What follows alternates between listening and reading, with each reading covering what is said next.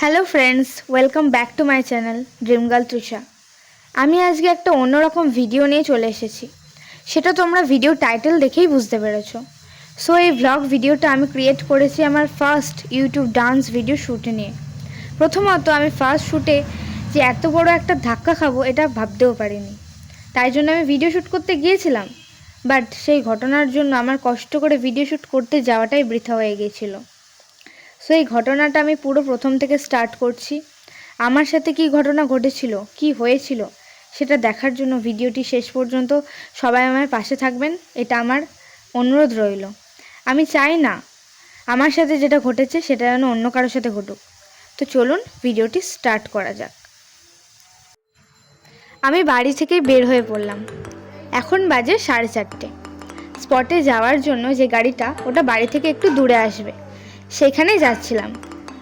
যাওয়ার পথে পাড়ার অনেক মানুষের সাথে দেখা হলো। তারা বসেছিল, তারা জিজ্ঞাসা করছিল তুই কোথায় যাচ্ছিস, কোথায় নাচের প্রোগ্রাম আছে। আমি বলতে পারিনি যে আমার ইউটিউবে ডান্স ভিডিও আছে, যেহেতু ফার্স্ট শ্যুট সেহেতু আমি বলতে পারিনি। আমি বললাম গঙ্গার ওখানে একটা প্রোগ্রাম আছে, আমি যাচ্ছি। তো তাই আমি সবার সামনে কথা ভিডিওর মধ্যে বলতে পারিনি, ভিডিওটা জাস্ট শ্যুট করে রেখেছি, পরে ভয়েস ওভারটা দিয়েছি। এবার যেখানে গাড়ি আসবে সেখানে আমি পৌঁছে গেছি, সেখানে দাঁড়িয়ে আছি। গাড়ির জন্য অনেকক্ষণ ওয়েট করছিলাম, কিন্তু গাড়ি আসেই না।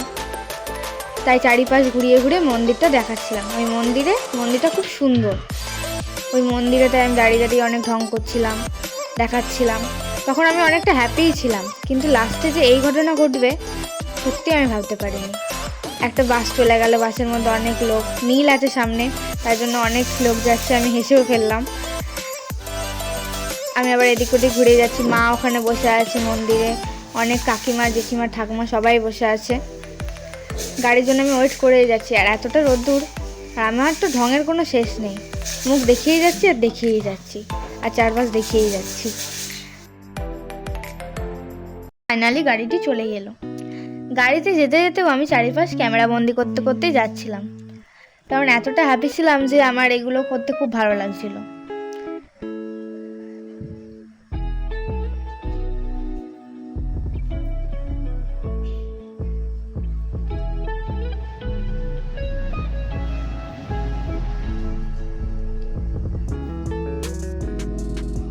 চারপাশটা সবুজে সবুজ, সব কিছু অনেক সুন্দর লাগছে।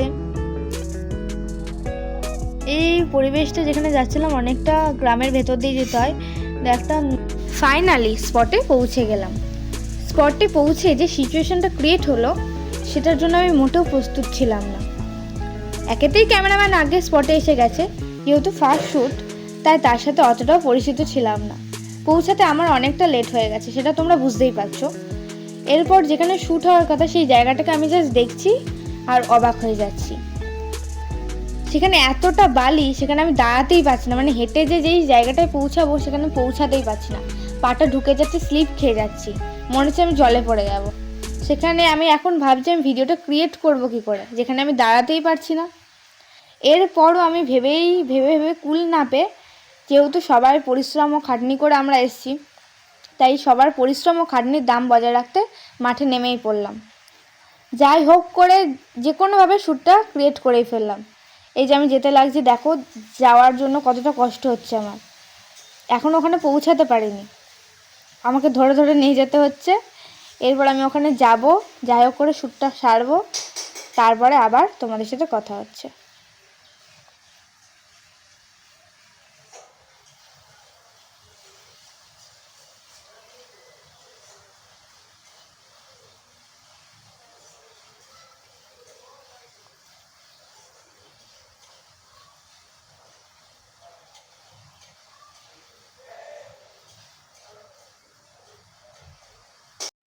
এরপর যাই হোক করে শ্যুটটা সেরেই ফেললাম।